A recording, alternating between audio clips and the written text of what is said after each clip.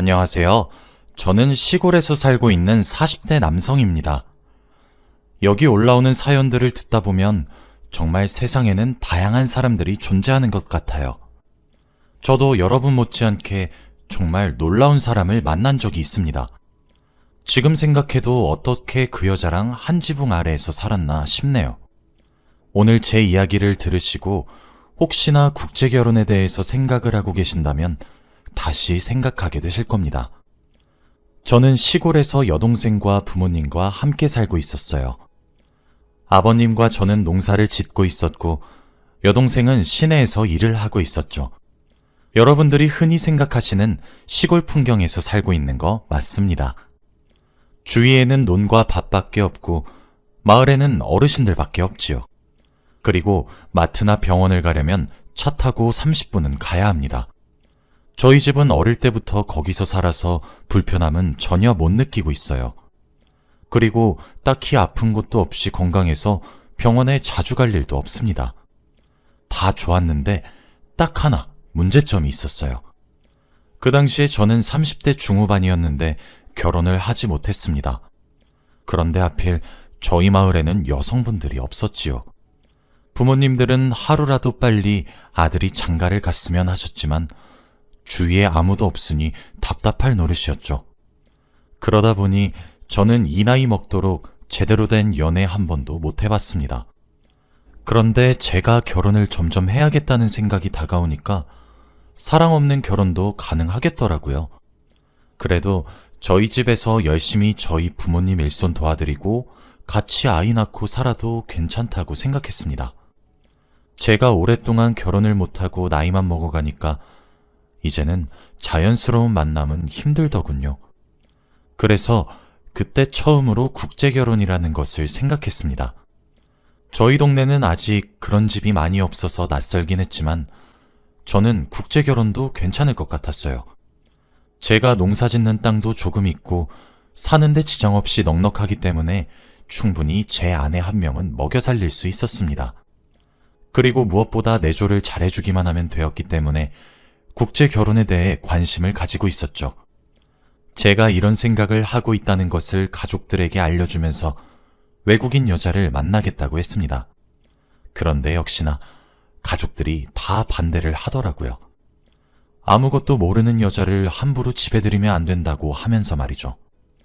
솔직히 그 말도 이해가 되었지만 쉽게 마음이 돌아서지 않더군요. 그래서 부모님과 여동생 몰래 국제결혼에 대해서 알아보기 시작했습니다. 그런데 정말 신기하게도 제가 원하는 사람을 선별할 수 있더라고요. 저는 많은 건 바라지 않았고 착한 여자면 됐습니다. 그렇게 고르고 골라서 투이라는 여자를 소개받게 되었어요. 처음 커피숍에서 만나 이야기를 나누는데 한국말이 서툴긴 하지만 성격도 좋고 괜찮더라고요. 여자와 정말 오랜만에 대화를 나누어 봐서 그런지 얼굴도 빨개졌고 그 상황이 너무 부끄러웠습니다.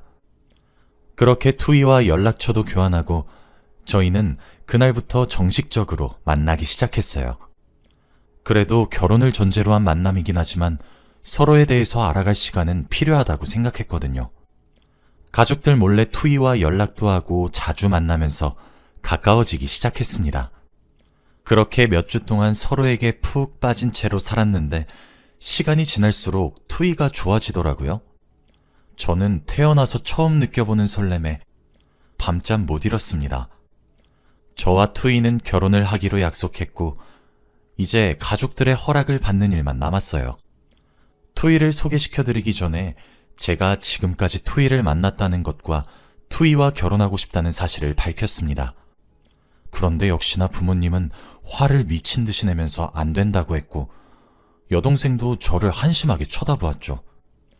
저는 한 번도 가족들이 하지 말라는 건 한 적이 없습니다. 그런데 그때만큼은 제 고집대로 하고 싶더라고요. 투이의 필리핀 집 사정은 알지 못하지만 그래도 투이가 그곳에서 전문대학 같은 곳도 졸업했다고 하더라고요. 나름 저희 집에서는 대학까지 나온 사람이었습니다. 저희 집에서 아무도 대학교를 졸업한 사람이 없었거든요. 그리고 투이가 너무 착하고 순한 사람이라는 점을 어필해서 식사라도 한번 하자고 설득했습니다. 제가 한 번도 가족들을 실망시킨 적이 없었고 저를 믿어달라고 했기에 결국 가족들은 밥만 먹어보겠다고 했지요. 밥을 먹으면서 투이에 대해 알아보겠다고 했고 그때 가족들이 투이가 마음에 들지 않으면 결혼을 하지 말라고 했습니다. 저는 그렇게 하겠다고 했고 바로 다음날 투이와 저희 가족의 식사 자리를 만들었어요. 누추한 저희 집에 온 투이는 조금 놀란 듯 보였지만 그래도 잘 보여야 하는 자리였기 때문에 내색하지는 않았죠. 그리고 5명이서 둘러앉아 같이 밥을 먹기 시작했습니다.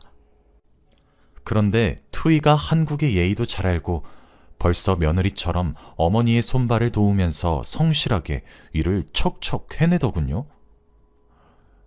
그리고 참하고 성격까지 좋아 보이니까 가족들이 조금씩 마음이 풀리기 시작했습니다. 투이가 집에 돌아가고 가족들은 다행히도 저희의 결혼을 허락해 주셨어요. 그러면서 저에게 분가할 생각은 하지 말고 무조건 한 집에서 살라고 했지요. 저와 투이 둘 다 그럴 생각이었기 때문에 저희는 며칠 뒤 바로 한 방에서 자게 되었답니다. 저와 투이 둘 다 결혼식에 초대할 지인들도 없었고 결혼에 대한 로망도 없었기에 결혼식은 올리지 않았어요. 그렇게 저와 아버지가 농사일을 하러 나가 있을 동안 투이는 집안일을 했습니다. 집안에 사람이 한 명도 늘었지만 전혀 불편하지 않았고 이제 드디어 아내가 생겼다는 생각에 오히려 기쁘더라고요. 그런데 저만 기쁜 건지 제 여동생은 투이를 정말 싫어했습니다. 투이는 베트남 사람에 비해서 예쁘고 착한 편이에요. 그런데 여동생이 말하기를 투이가 너무 말도 없고 답답하고 시키는 일을 제대로 못한다고 하더라고요. 처음에는 그럴 수 있다고 여동생한테 조금만 이해해달라고 했지만 시간이 지날수록 제 눈에도 투이의 모습이 보였습니다. 딴짓하고 계속 밖으로 나다니면서 집에 있는 시간이 줄기도 했고 저희 집 문화를 아예 따르지 않았죠. 그리고 어떤 날은 아침 일찍 나가서 새벽 늦게까지 집에 들어오지 않은 적도 있습니다. 가족들은 이미 투이를 손에 놓은 지 오래였지만 저는 끝까지 붙잡고 있었어요. 새벽까지 투이를 기다렸고 투이한테 어디 갔다 왔냐고 꼬치꼬치 묻곤 했죠. 그럴 때마다 투이는 말을 돌리면서 앞으로는 기다리지 말라고 하는데 어떻게 남편이 그럴 수 있나요? 제가 이렇게 말해도 투이는 잘 고쳐지지 않았습니다. 같이 5명이서 식탁에 앉아 밥을 먹지 않은 지도 오래되었죠. 그런데 어느 날 퇴근을 하고 집에 돌아오는데 여동생이 그러더라고요. 투이가 국제전화를 미친 듯이 써서 몇십만 원이 나왔다고 하면서 말이죠. 사실 시골에서 전화료가 몇십만 원이 나왔다는 건 엄청나게 비싼 겁니다. 그런데 외국에 계시는 부모님께 전화를 한 건지 투이가 국제전화를 했다고 하더라고요. 그런데 그뿐만이 아니었습니다. 여동생은 주절거리면서 저에게 말을 해주더라고요. 이건 말 안 하려고 했는데 꼭 말해야겠다고 하면서 말이죠. 제가 투이한테 용돈을 주는데 조금 많이 줘요. 저 같은 남자한테 시집을 온 게 미안하기도 하고 타지에서 혼자 힘들게 사는 게 걱정이 되어서 말이죠. 그런데 그 돈은 투이 쓰라고 주는 건데 알고 보니 제가 준 용돈을 모두 다 베트남에다가 보낸다고 하는 겁니다. 이렇게 돈을 보낸 게 꽤 오래되었다고 해요. 그리고 투이가 매일 새벽에 나갔다가 밤에 들어오는 것도 용돈을 벌기 위해서 나간다고 합니다. 제가 준 돈은 베트남으로 보내고 자기가 버는 돈은 자기가 쓰는 거죠. 동생이 이걸 저에게 말해주면서 눈치를 보더라고요. 솔직히 놀라고 떨떠름하긴 했지만 괜찮다고 했습니다. 투이가 솔직히 말해주길 바랬죠. 그날 역시나 새벽에 집에 들어온 투이한테 제가 오늘 여동생에게 들었던 것들을 다 말했습니다. 솔직히 말해달라고 하면서 말이죠. 투이는 제 말을 듣고 들켰다는 듯한 표정을 보였고 결국 인정했습니다. 가족들이 많이 아파서 병원비를 내야 하는데 베트남이 한국보다 병원비가 비싸다고 하더라고요. 그래서 어쩔 수 없이 가족들에게 병원비를 보내고 있다고 했습니다. 그러면서 제 앞에서 펑펑 울면서 자기도 어떻게 해야 할지 몰랐다고 하는데 너무 마음이 아프더라고요. 가족들은 지금 투이가 보내주는 돈 하나만 바라보고 살고 있다고 합니다. 그러면서 자기가 일하고 있는 곳도 돈을 밀린 채로 계속 안 주셔서 용돈 없이 산 적도 꽤 있었대요. 이 사실을 저에게 말하면 돈을 빌려줄까봐 민폐 끼치는 것 같아서 말을 못했다고 합니다. 저는 투이를 의심했던 잠깐의 순간이 너무 미안하게 느껴졌고 저는 투이를 안아주었어요. 제게 안기자마자 어린아이처럼 펑펑 우는데 저도 눈물이 조금 나더라고요. 저는 그날 투이에게 카드 한 장을 건넸습니다. 한도가 없는 신용카드였어요. 그 카드를 주면서 앞으로 일하지 말고 이 카드로 하고 싶은 거 다 하고 살라고 했습니다. 이제 여기서 고생하지 말고 행복하라고 하면서 말이죠. 대신 어머니와 아버지, 여동생을 살뜰히 잘 챙겨주라고 부탁했습니다. 저는 그거 하나만 바랬거든요. 투이는 처음엔 거절했지만 제가 계속 받으라고 고집피웠기에 결국 제 신용카드를 받았습니다. 그러면서 저에게 너무 고맙다고, 그동안 말 못해서 미안하다고 사과를 해주더라고요. 그렇게 저희 부부는 좋게 마무리를 지었습니다. 그런데 제가 카드를 준 것이 잘못된 걸까요? 사실 투이에게 말은 하지 않았지만 그 카드로 결제를 하면 제 휴대폰으로 문자가 날라와요. 어디서 얼마를 썼는지 말이죠. 그런데 카드를 받은 지 얼마 되지도 않아 시골에서 서울까지 기차 타고 20만 원 주고 염색을 하기도 하고 휴대폰도 스마트폰으로 바꾸더라고요. 그것뿐만 아니라 정말 사고 싶은 거, 하고 싶은 거 다 하고 다니면서 카드를 이리저리 긁고 다녔습니다. 저는 그래도 투이가 한국 와서 하고 싶은 거 다 했으면 하는 마음에 아무 말 하지 않았어요. 아마 투이도 제가 자신이 카드를 긁을 때마다 저에게 문자가 가는 것을 모를 겁니다. 서로 비밀로 한 채 아무 말도 하지 않았죠. 그래도 다른 남자를 만나거나 하는 건 없는 것 같아서 안심했어요. 그런데 제가 카드를 주면서 투이에게 가족들을 살뜰히 챙겨달라고 부탁을 했잖아요? 하지만 가족들을 챙겨주기는커녕 저희 집안일은 아주 나몰라라 했습니다. 투이가 일을 한다고 새벽부터 밤까지 집에 안 들어왔을 때보다 더 집안에 소홀했어요. 가족들이 다 같이 밥을 먹고 있으면 짧은 치마를 입고 하이힐을 신은 채 유유히 집에서 나갔고 집에 들어올 때 가끔씩 술 냄새도 났습니다. 어머니와 아버지가 투이에게 한 소리 해도 한 귀로 듣고 한 귀로 흘렸죠. 그러면서 말대꾸도 점점 심해지니까 가족들이 받는 스트레스가 이만저만이 아니었습니다. 이 상황을 모두 지켜보고 있던 여동생이 드디어 참다 폭발을 했어요. 다시 밖으로 나가는 투이를 붙잡고 미친 듯이 화를 냈죠. 그때 가족들이 다 같이 집에 있었고 저희는 할 말을 잃었습니다. 여동생이 투이에게 했던 말이 정말 충격적이었거든요. 투이, 너 지금 이렇게 막 나가도 되는 거야? 너 지금 어떻게 살고 있는지 여기서 내가 까볼까? 여동생이 이렇게 말하니까 투이가 두려움에 떠는 표정으로 제발 말하지 말라고 부탁을 하더라고요. 당연히 저와 가족들은 모두 궁금했고 여동생에게 말해달라고 했습니다. 오빠, 투이 지금 밖에서 뭐하고 다니는지 알아? 투이 휴대폰 봤냐고. 오빠 와이프 요즘 휴대폰 달고 살지 않아? 뭐 이상한 거 안 느껴?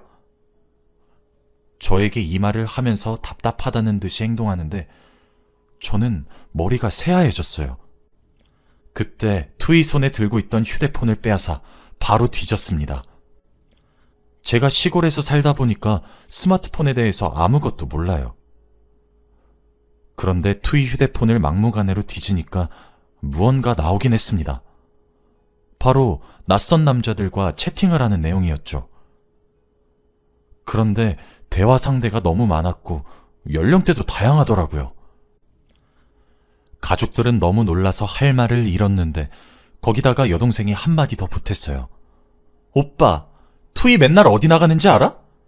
채팅으로 만난 남자들 보러 가는 거야. 그러면서 돈 번다고 얘. 저는 하늘이 무너지는 것 같았고 부모님은 뒷목을 잡고 쓰러지셨죠. 투이는 어찌할 바 몰라 했고 여동생은 기세등등했습니다. 여동생에게 어떻게 알았냐고 물어보니 여동생이 뒷조사를 했더라고요. 투이가 매일같이 집을 나가니까 어딜 그렇게 가는지 따라가 보니 낯선 남자를 만났고 휴대폰을 몰래 보니 이런 내용이 있었다고 합니다. 그리고 그 남자들을 만날 때마다 제가 준 신용카드를 쓰면서 돈 많은 사람 행세를 하고 다녔다네요. 저는 너무 충격을 받았고 할 말을 잃고 말았습니다. 투이는 제 얼굴을 볼 명목이 없는지 고개만 숙이고 있었어요. 저는 투이에 대한 배신감 때문에 도저히 같이 살 수가 없었습니다. 바로 그 자리에서 차를 타고 나가 이혼을 하기로 결심했지요. 투이는 차 안에서 미안하다는 말 한마디도 하지 않더군요. 그렇게 몇십 분 동안 냉전인 상태로 저희는 도착해서 이혼 서류에 도장을 찍었습니다. 그리고 투이는 저에게 마지막으로 미안하다는 말을 하더라고요. 믿었던 사람한테 그렇게 배신을 당하니까 화도 나지 않았고 오히려 멍하더라고요. 투이와 저의 이혼은 속전속결로 끝이 났고 투이는 저희 집에서 짐을 챙겨 나갔습니다. 그리고 동네 사람들에게 저희 집안의 이야기가 소문이 나기 시작했어요. 그러면서 하나둘씩 다른 집 이야기도 들려오더군요. 근데 알고 보니 국제결혼 때문에 피해를 본 집이 정말 많다고 합니다. 다들 집안 체면 때문에 숨기고 있었다고 하더라고요. 이런 경우가 저희 집 말고도 겪은 집이 많다고 하니까 너무 놀랐어요. 어떤 집은 재산을 들고 튀었는데 아직까지 며느리를 잡지 못했다고 합니다. 저희 집보다 피해를 많이 본 집도 많더라고요. 그런데 저는 더 피해보기 전에 일찍 정리해서 다행이라고 생각했습니다. 저는 투이와 이혼을 하고 다시 농사일에 전념을 하면서 조금씩 잊어가고 있었어요. 그런데 여동생이 저에게 그러더라고요. 이제 일만 하지 말고 제 시간을 가져보라고 하면서 말입니다. 솔직히 저는 어렸을 때부터 농사일을 해왔어서 제 시간이라는 것이 없었어요. 그리고 이제 나이도 들었고 이혼도 해봐서 못 해볼 게 없더군요. 여동생의 말 때문에 조금 흔들리기도 했고 저는 그때부터 저를 가꾸기 시작했습니다. 태어나서 처음으로 외모 관리를 해봤어요.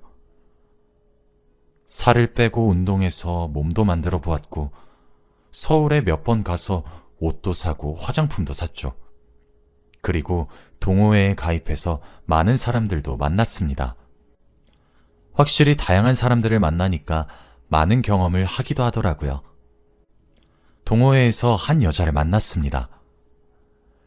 그 여자는 서울에서 약국을 운영하고 있던 약사였는데 저와 대화도 잘 통하고 공감대도 잘 맞더라고요. 무엇보다 그 여자가 시골을 굉장히 좋아한다고 해서 시골에 있는 저희 집에 자주 데리고 방문한 적이 있습니다. 서울 사람 같지 않고 정도 많고 속이 깊은 그 여자를 보고 저희 가족들은 다 좋아했고 저도 그 여자가 좋아지더군요.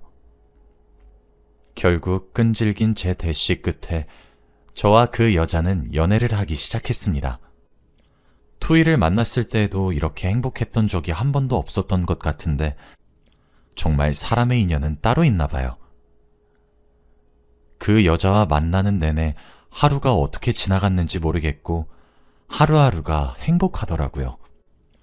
여자친구가 저희 집에 놀러와서 가족들과 같이 지내면서 며칠 묵고 간 적도 있었고 제가 기차를 몇 시간 동안 타고 서울로 올라가서 서울 데이트를 한 적도 있습니다.